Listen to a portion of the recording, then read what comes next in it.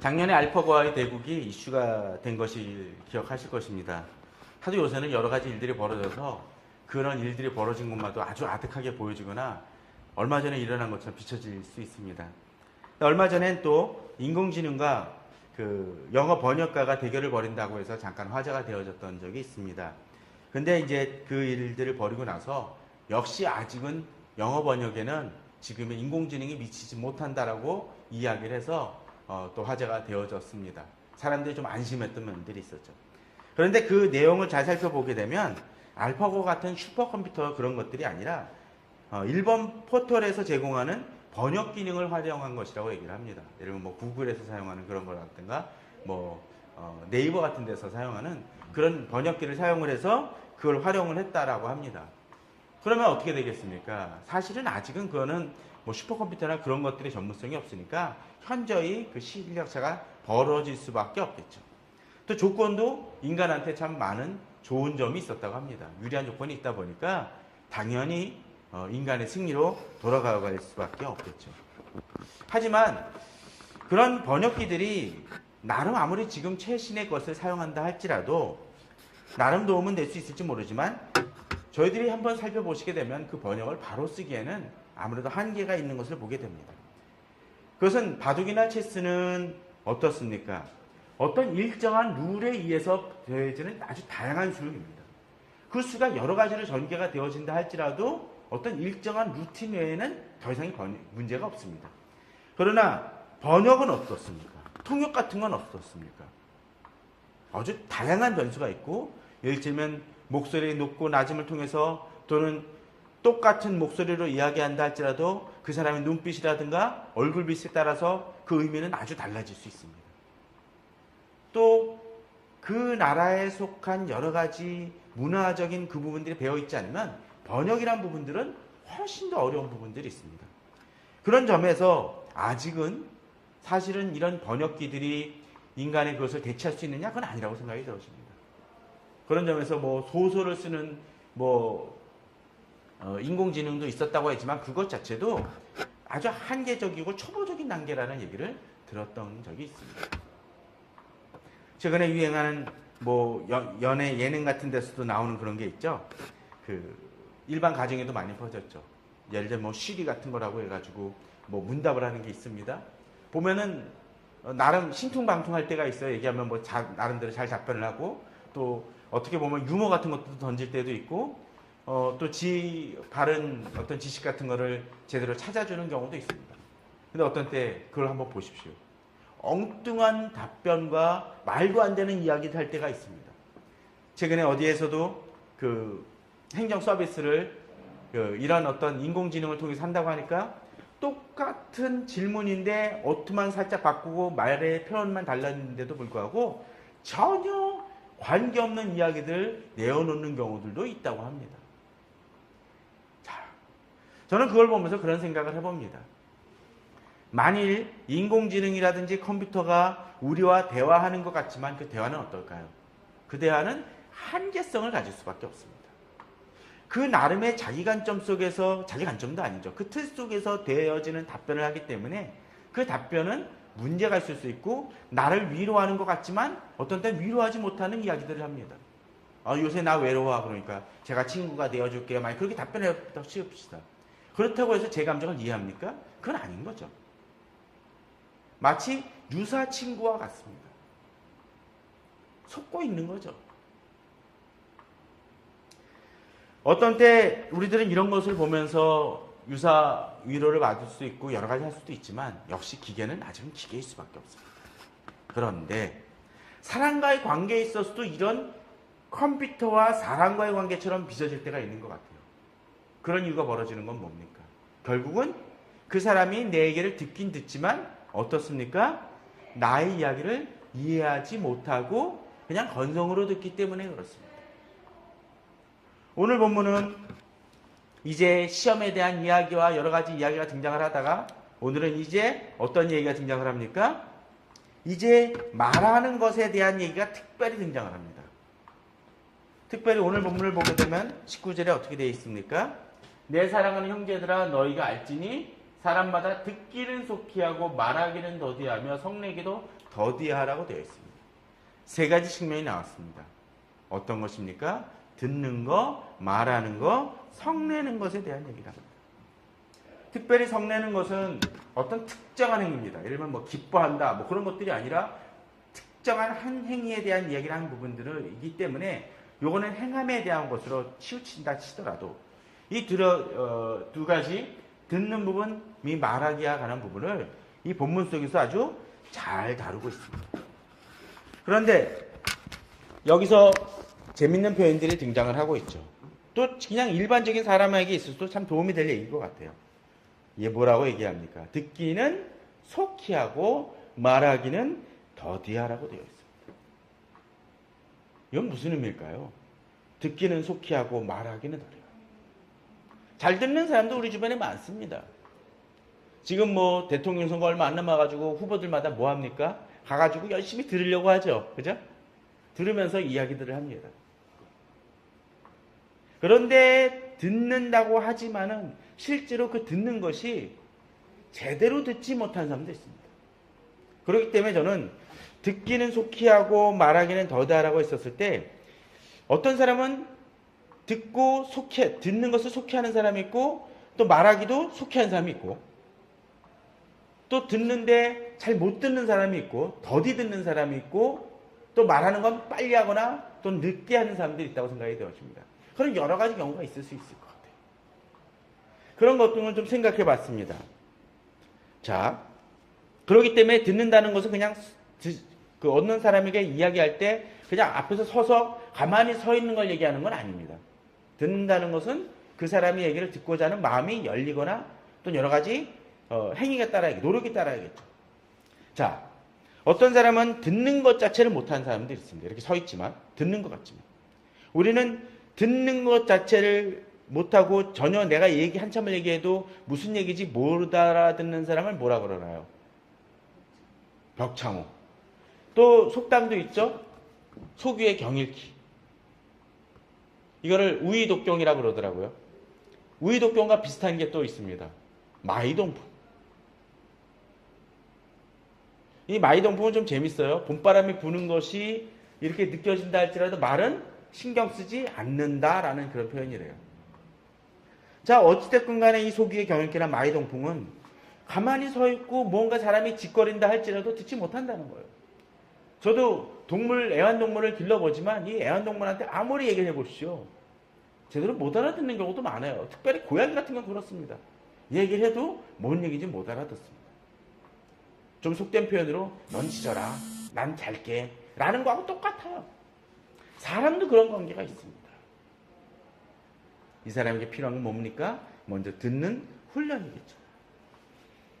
또 한 사람이 있습니다. 이런 경우도 있을 것 같아요. 듣기는 속히 합니다. 그런데 바로 빠져나가는 사람이 있죠. 그래, 맞아 하는데 기억을 못해. 진정한 듣는 사람은 어떤 사람입니까? 그 사람의 이야기를 듣고 기억하고 새기는 사람입니다. 듣는데 소화 능력이 있어야 된다는 거죠. 파이프가 아니에요.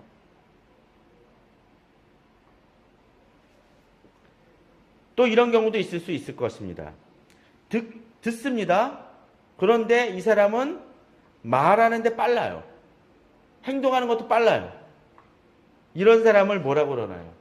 어떤 사람이 얘기하면 바로 반응한 사람, 거기 바로 솔깃하는 사람, 바로 그 사람을 귀가 얇다라고 얘기를 하죠. 귀가 얇으면 어떡합니까? 쉽게 공포에 떨고 두려워합니다. 마치 SNS 같은 경우가 그런 것 같아요. 어떤 것이 이슈가 되어지면 확인도 안 하고 막 터트려냅니다. 가짜뉴스가 흥행하는 것도 그런 거죠. 반응한다는 거죠. 그런 측면에서 듣는 것은 속히 하고 말하는 것은 더디하라는 의미는 중요한 의미를 지니고 있는 것 같습니다. 속히 한다는 것은 그냥 막 듣는다는 의미가 아니라 그것을 소화해내서 창출해서 이 말하는 단계까지 나아가는 데 있어서의 소화해서 내놓는 그런 과정이 필요하다는 거죠. 자, 그렇다면 어떻게 들어야 될까요? 잘 말하기 위해서는 먼저 듣는 것이 필요합니다. 그 부분에 대해서 20절의 얘기가 등장을 합니다. 그러므로 모든 더러운 것과 넘치는 악을 내버리고 너 영혼을 능히 구원할 바 마음에 심어진 말씀을 온유함으로 받으라 라고 되어 있습니다. 앞서 20절에서 그랬었죠. 사람이 성내는 것 하나님의 일을 이루지 못하느냐 하면서 이 성내는 거 활동하는 거에 있어서도 자제력을 하면서 먼저 듣는 것이 필요하다는 점을 보여주는데 여기서는 잘 듣기 위한 부분으로서 어떤 것이 제시가 되고 있습니까? 자, 먼저 모든 더러운 것과 넘치는 악을 내버리고 너희 영혼을 능히 구원할 바 마음에 심어진 말씀을 온유함으로 받으라 라고 되어 있습니다. 자, 그렇다면 여기 말씀은 무슨 얘기입니까? 사람들의 말이 아니라 하나님의 말씀을 얘기합니다. 맞습니다. 사람이 잘 듣고 또 잘 말하기 위해서 제일 먼저 필요한 게 뭡니까? 먼저 하나님의 말씀을 제대로 들어야 된다는 것입니다. 그런데 듣기 위해서 필요한 게 뭐예요? 전제 작업이 필요하죠. 어떤 것입니까? 모든 더러운 것, 넘치는 악을 어떻게 합니까? 내어 버려서 비워놔야 된다는 것입니다. 이런 것이죠. 아무리 잘 만들고 위생상태가 깨끗한 음식을 만들었어도 그 담는 그릇이 아주 지저분하다면 이미 그 음식은 맛이 이상해지고 심지어는 먹지 못할 수도 있습니다.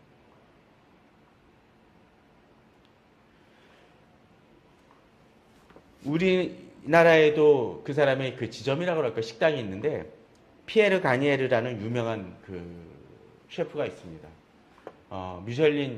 미슐랭에서 별을 3개나 받은 식당을 운영했던 사람입니다. 젊었을 때 2개를 했었고 3개 되고 한번 파산을 했다가 다시 그 파리에서 음식점을 열어서 그 별을 3개나 받을 정도로 유명한 셰프입니다. 이 사람은 여러 곳에 음식점을 만들기도 했습니다. 도쿄라든지 또 뉴욕이라든지 프랑스라든지 또 우리나라에도 호텔에 만들었습니다. 이 사람이 최근에 그 감정의 법칙이라는 책을 냈습니다. 인터뷰를 통해서 그 사람의 인생과 또 철학, 또 음식을 어떻게 만들고 또 어떻게 운영하는지, 삶은 어땠는지, 철학은 어떤지에 대한 이야기가 등장을 합니다. 꼭 읽어보라는 추천도서는 아니니까 오해는 마십시오. 근데 그 책을 읽다가 한 가지 인상 깊은 게 있었습니다. 이 피에르 가니에르는 어렸을 때는 사실 음식 만드는 걸 되게 싫어했다고 합니다. 부모님이 또 유명한 분이어가지고 그걸 쫓아서 하게 됐는데 심지어는 이 사람이 어렸을 때 남들은 학교를 가는데 학교를 중간에 그만둬야만 했습니다. 음식을 하고 또 밑에로 들어가서 고생을 했었죠. 그런데 우리 그런 경우 있죠. TV에서 나올 때 보면은 유명한 셰프들이 딱 등장을 하면 사람들이 보통 얘기하는 게 뭡니까? 남자 셰프가 등장을 하면 MC가 그렇게 묻습니다. 저 유명한 셰프신데 집에 가서 그 아내 되시는 분한테 해드립니까? 그러면은 잘 못합니다. 아내가 주는 걸 먹죠. 그런 경우들을 많이 봐요. 이 집도 그러했습니다. 부모님이 정말로 음식을 잘 만들고 유명해지긴 했는데 오히려 아이들에 대해서는 제대로 관리를 못하고 식사를 제대로 제공하지 못한 경우들이 많았습니다. 그러다 보니까 그에 대한 상처와 아픔이 참 많습니다. 부모가 자기를 잘 돌봐주지 못했다는 그 상처로 인해서 자기 아이들을 잘 돌보고 싶은 반대급부적인 마음이 이 피에르 가니에르에겐 있었습니다. 그런데 어느 날 학교 점심으로 어머니가 샌드위치를 싸주셨다고 합니다. 옛날이니까 좀 생각을 해보십시오. 그럼 어떻게 했을까요? 종이에 이렇게 싸가지고 이제 샌드위치 제공을 이제 피에르 가니에르한테 줬대요. 근데 학교 와가지고 점심을 딱 종이를 펼쳤는데 기겁을 하고 확 밀치고 먹지 않았다고 합니다. 왜 그런지 아십니까? 샌드위치는 멀쩡했는지 모르는데 그 종이가 문제였습니다. 아버지가 도축장에서 생닭을 사올 때 그 당시 뭐 했습니까? 이렇게 종이 같은 거 막 싸고 그랬죠. 우리도 그랬잖아요. 그 종이를 재활용한다고 그대로 그걸로 싸줬대요. 어떻겠습니까? 핏자국이 선연합니다. 그리고 딴 것도 아니고 생닭 비린내가 거기에 쌓였으니까 도저히 먹을 마음이 안 생겼다는 거죠. 그것이 그것만이 아니었다고 합니다. 집에 냉장고를 열어보면 고깃덩이가 그냥 흰물이 있는 상태 속에 놓여있고 그 옆에 포장도 안 된 초콜릿 과자가 놓여있다고 합니다. 제대로 입맛이 돌았을까요? 전 신기합니다. 그런 사람이 어떻게 유명한 셰프가 되어졌는지. 문제가 뭐였습니까? 음식의 문제가 아니라 그것을 포장하는 것과 환경의 문제였습니다. 우리가 아무리 제대로 들으려고 한다 할지라도 우리 속에 무엇? 모든 더러운 것과 넘치는 악이 있다라면 거기에 담을 수가 없습니다. 그것이 꽉 차 있으면 어떻게 되어집니까? 경험해 보셨죠? 만일 무엇인가 담겨져 있으면 거기다 막 부으면 어떻습니까? 그것이 완전히 빠져나가기 전까지는 제대로 되어지지 않습니다. 특별히 예를 들면 덕지덕지 이상한 음식물 그 찌꺼기가 더덕더덕 말라붙은 냄비에다가 물을 부어가지고 대충 부어가지고 먹겠습니까? 아니죠. 깨끗이 닦아내야 됩니다. 닦지 않으면 그 냄새가 배어서 날 수밖에 없습니다. 우린 곰곰이 생각해 봐야 됩니다. 우리 말하는 습관이 거칠고 문제가 있다는 것은 아직 내 인격이 깨끗해지지 못한다는 얘기입니다. 어떤 사람은 이 주님의 말씀이 들어올 자체가 전혀 없는 사람이 있습니다. 어떤 것? 모든 더러운 것? 바로 그런 것들이 내 마음속에 가득 차 있다는 거죠. 쓴뿌리가 가득 차 있습니다. 그럼 어떡합니까? 그것들이 들어올 가능성이 없죠. 그걸 먼저 어떻게 합니까? 내어버려야 돼요. 그냥 한번 버리고 씻지 않는 것이 아니라 깨끗하지 않으면 어떻게 됩니까? 이 말씀이 들어올 수 없다라는 것입니다. 여기에 우리의 딜레마들이 있습니다. 주일날 와서 말씀을 듣습니다. 그런데 그 말씀을 듣기 위한 준비가 되어지지 않습니다. 예배 시간에 우리가 주님 말씀을 고대하는 마음으로 기도하지 않고 또는 큐티할 때 그 말씀에 대한 준비가 안 되어 있다라면 성경 말씀을 들을 때 내 마음속에 회개가 이루어지지 않은 상태 속에서 말씀을 듣는다라면 그 말씀은 내 속에 제대로 들어올 수 없습니다. 오염되어질 수밖에 없다는 거죠.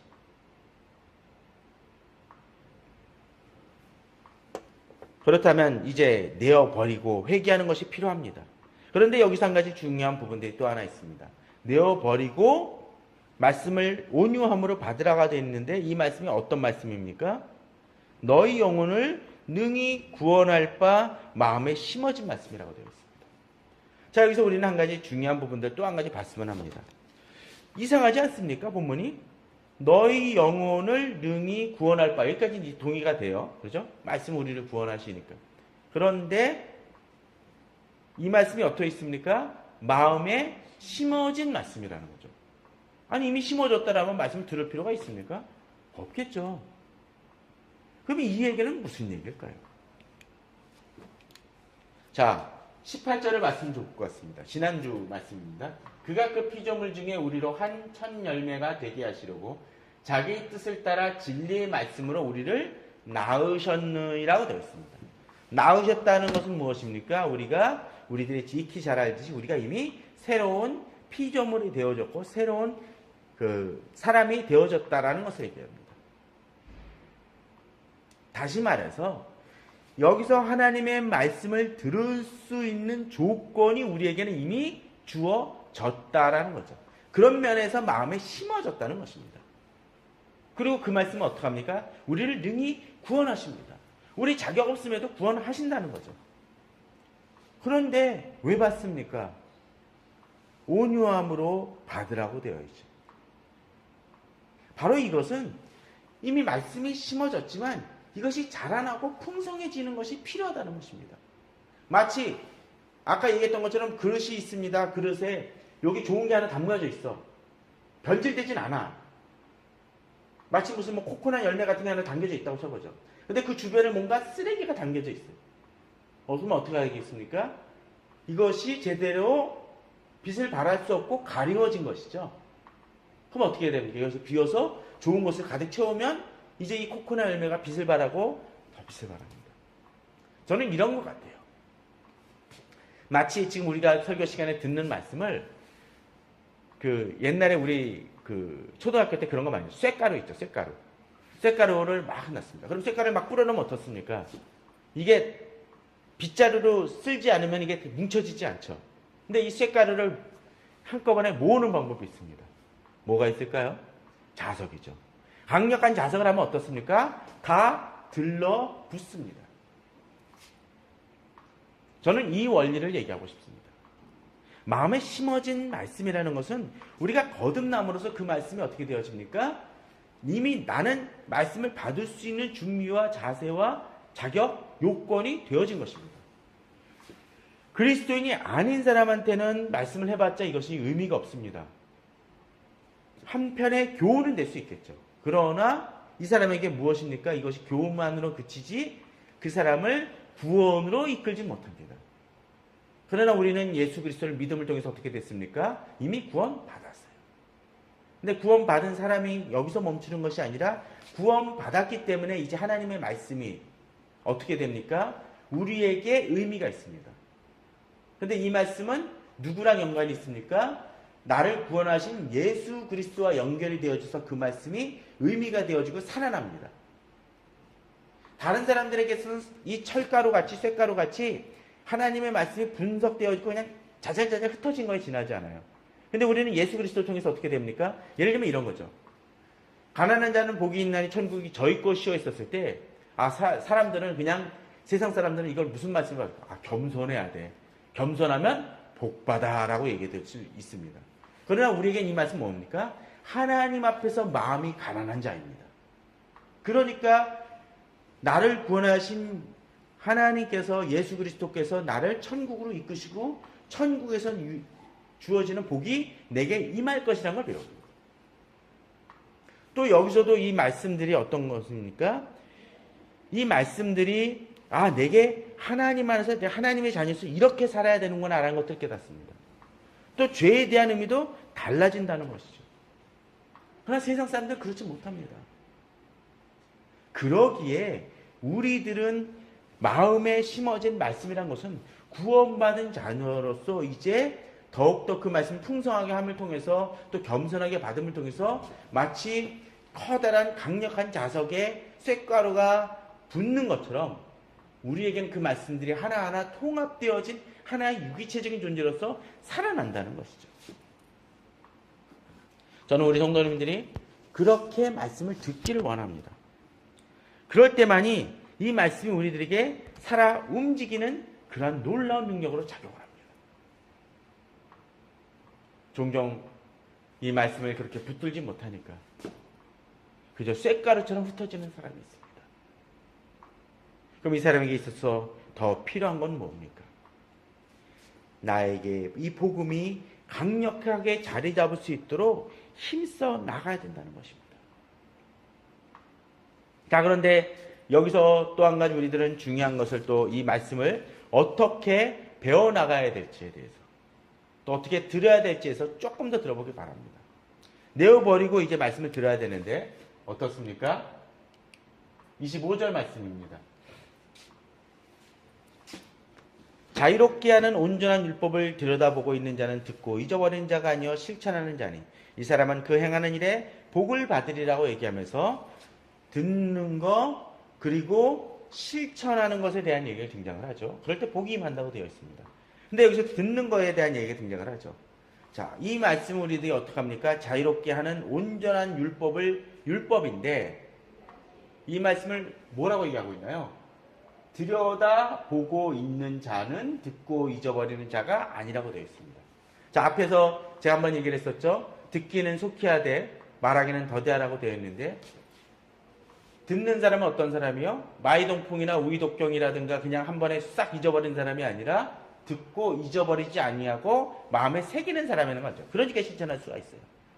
자, 그런데 듣고 잊어버리는 자가 아니라고 했는데 이 듣는 사람이 어떻게 들여다봅니까? 자유롭게 하는 온전한 율법을 들여다보는 자라고요. 들여다보는 자. 들여다본다는 건 좀 독특한 표현인 것 같아요. 우리가 들여다볼 때 어떻게 봅니까? 깊은 관심이 있을 때 정말 이것이 중요할 때 그렇게 합니다. 예를 들자면 그런 것이죠. 음식점에 가서 또는 음식점에 가서 이렇게 밥을 먹으러 지난다고 쳐봅시다. 그럴 때 뭐 드시겠어요? 라고 이제 저한테 식사를 대접하는 사람이 얘기했다고 쳐봅시다. 그러면 이제 지나가면서 저는 나무 하나 잘 먹어요. 그러면서도 자꾸 꽂히는 그 한쪽을 바라보는 사람이 있다고 쳐봅시다. 그럼 뭡니까? 그게 관심이 있다는 얘기입니다. 또 예전에 우리 아이들이 어디 가면은 이렇습니다. 그러면 뭐 뽑기는 요새 많이 없지만 뽑기 같은 데 있으면 애들이 그때 간 거예요. 어떻게 하나요? 거기 앉아가지고 이렇게 들여다봅니다. 뚫어지게 봐요. 먹고 싶어가지고. 바로 그게 들여다보는 겁니다. 집중해서 바라본다라는 거죠.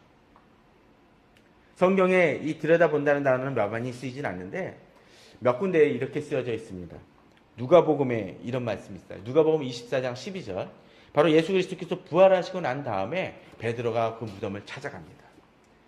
거기 본문에 보면 이렇게 되어 있습니다. 베드로는 일어나 무덤에 달려가서 구부려 들여다보니 세마포만 보이는지라 그 된 일을 놀랍게 여기며 집으로 돌아가니라. 무덤에 달려가서 구부려 들여다보니 했던 단어가 바로 이 단어입니다. 그 얘기는 뭡니까? 예수 그리스도께서 부활하셔서 이미 무덤이 빈 곳에 세마포만 있는 그 기이한 현상에 대해서 너무나 놀라 충격적이어서 이 사람은 어떻게든 이 부분에 대해서 어떤 일인가 궁금해가지고 주의 깊게 들여다보는 걸 얘기한다는 거죠. 베드로전서 1장 12절에도 나옵니다. 이 섬긴 바가 자기를 위한 것이 아니라 너희를 위한 것임이 계시로 알게 되었으니 이것은 하늘로부터 보내신 성령을 힘입어 복음을 전하는 자들로 이제 너에게 알린 것이요 천사들도 살펴보기를 원하는 것이니라. 여기서 천사들도 살펴보기를 원했다고 했었을 때 이 단어가 바로 여기서 말하는 어떤 것이요? 바로 들여다본다라는 것. 이것이 중요하다는 것을 알기 때문에 들여다봅니다. 주의 깊게 보니까 어떡합니까? 마음속에 깊이 새겨지고 이제 그것이 토대가 되어져서 내가 말하게 되어지고 또 실천하게 된다는 것입니다. 앞서 음식점에 대해서 내가 이렇게 가다가 만일 저쪽에 갔더니 짜장면이 보여가지고 저요? 아무거나 잘 먹어요. 그러면서 계속 짜장면 저 집 짜장면 되게 맛있게 생겼네요 라고 얘기를 하면 그 얘기 뭡니까? 짜장면 먹고 싶다는 얘기 아닙니까? 근데 그걸 듣지 못한 사람은 뭐하죠? 그냥 지나가면서 얘기할 겁니다. 그러나 들여다보고 있는 것을 깨닫고 그 하는 사람은 어떻습니까? 이제 거기에 대해서 반응합니다. 잘 말하기 위해서는 먼저 들을 수 있어야 됩니다. 저는 우리 성도님들이 그러길 바랍니다. 들여다볼 수 있는 분들이 되길 바랍니다. 하나님의 말씀에 집중하는 여러분들이 되어지길 바랍니다. 그러할 때 하나님은 역사하십니다. 앞서도 얘기했지만 또 그러기 위해서 우리에게 필요한 것이 무엇입니까? 모든 더러운 것, 넘치는 악을 내어버린 작업이 필요하대요. 적당히 아닙니다. 깨끗이 씻어내는 작업들이 필요합니다. 이 시대에 있어서 많은 그리스도인들이 잘못 나가고 있는 많은 이유 중에 하나는 하나님의 말씀에 순전하지 못하기 때문에 그렇습니다. 이것은 기독교 세계관 그런 거하고는 다릅니다. 관점하고는 다르죠. 관점이 있다 할지라도 전혀 다른 이야기를 하는 사람들이 많이 있지 않습니까? 우리는 예전에 장관 후보들 중에서 참 개혁적인 글을 많이 쓰다가도 정권에만 들어가면 반대 행동하는 사람들이 있습니다. 자기가 뭐라고 썼던 건 아무 상관이 없어요. 자신이 관점을 갖고 있다는 거하고 실천적 의지를 갖고 있다는 건 전혀 다릅니다. 머릿속엔 있지 모르지만 이것이 마음속에 새겨지지 않았기 때문에 그렇습니다. 기독교인들 중에도 그런 사람들 많습니까? 많지 않습니까? 하나님 말씀대로 살겠습니다라고 하지만 감정에만 머무니까 이것이 되어지지 않습니다. 마음에 새겨져야 됩니다. 주의 깊게 들여다보고 이것을 흡수해내야 됩니다. 저는 인간관계에서도 그러길 바랍니다. 부부관계든 자녀의 관계든 여러 사람의 관계에 있어서 그 사람의 필요가 무엇인지를 들을 때 이 관계는 이 사람들의 관계는 치유되어지고 교제가 이루어지고 소통이 이루어질 수가 있습니다. 그럴 때 말하는 법의 첫 단계가 이루어집니다. 듣지 않는 자는 말하지 말아야 됩니다. 말하기를 더디하라는 얘기는 바로 들은 것이 소화되어져서 이것이 어떤 의미인가 깨닫고 새겨져서 말하기 때문에 늦는 것입니다. 어떤 사람들은 그런 사람들 있죠. 듣고 이미 답이 있다라고 생각하고 바로 얘기합니다. 이해되기 전에. 예를 들면 한마디만 듣고 이 사람을 공격해야겠다고 얘기한 사람도 있고, 아, 이것이 정답이구나라고 얘기하면서 얘기하는 사람들이 있습니다. 그런 사람은 100이면 100 실패할 수밖에 없고, 그래서 다른 사람에게 상처를 줄 수밖에 없습니다. 이 시대의 문제는 그런 것 같습니다. 우리가 하나님의 말씀에 있어서나 사람들의 관계에 있어서나 열려진 마음으로 듣고자 하는 열심이 있을 때 진정으로 말할 수 있는 자는 이루어집니다. 기도도 그런 것 같습니다. 하나님 말씀을 들을 때 진정한 기도가 쏟아집니다. 일방적인 게 기도는 아니라는 거죠. 저는 우리 성도님들이 그러한 말하기 전에 듣는 연습을 통해서, 잘 읽는 것을 통해서 진정으로 말하는 첫 단계를 배워나가시기 바랍니다. 다음 주는 이 본문을 가지고 이제 잘 들었으니까 어떻게 말하고 실천할 것인지에 대해서 말하는 법을 배웁시다의 두 번째 단계를 다음 주에 보도록 하겠습니다. 주님의 말씀 속에서 일주일 동안 잘 듣는 훈련 되어지시는 우리 성도님 되기를 주님의 이름으로 축원합니다.